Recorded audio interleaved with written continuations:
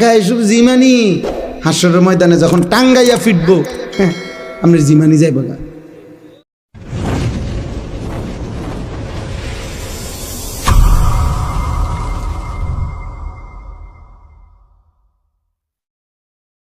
অভিভাবক যারা আছেন ছেলেকে ফিরান, মেয়েকে ফিরান, স্ত্রীকে ফিরান।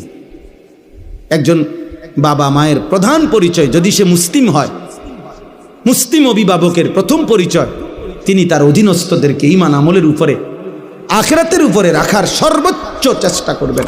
এটা হলো মূল বিষয়। আপনি বলেন যে আপনি হুজুর আমি বলছি অনেকবার নামাজ পড়ে না, তাহলে আপনি যে আজকে এতবার বলার পরে যে ছেলে আল্লাহকে সেজদা দেয় না, আপনি তার জন্য সুদে টাকা নিয়ে বিদেশ পাঠান কেন?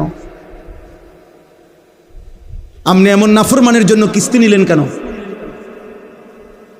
আপনি এই নাফরমানের জন্য হারাম রোজগার করলেন কেন?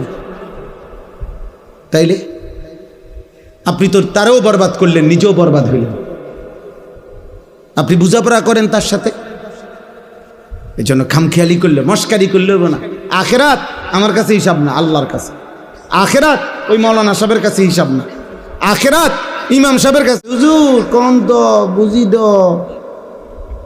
আমরা লাগেই তো কন করলে তো বালাই, আসলে তো মানলে ভালো আছে আলাপ করে হেবাটা জিমা।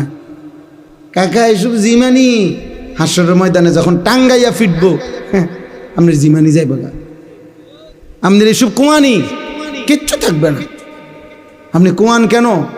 আপনার স্ত্রী সন্তানের ঈমান আমল সেজদা নামাজ বন্দেগী আল্লাহর কসম এটা আপনার দায়িত্ব, আপনার জিম্মাদারি। আপনি বুঝাপড়া করেন,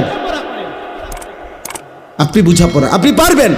আল্লাহ তাআলা বান্দার সাধ্যের অতিরিক্ত কোনো বিধান চাপিয়ে দেন নাই।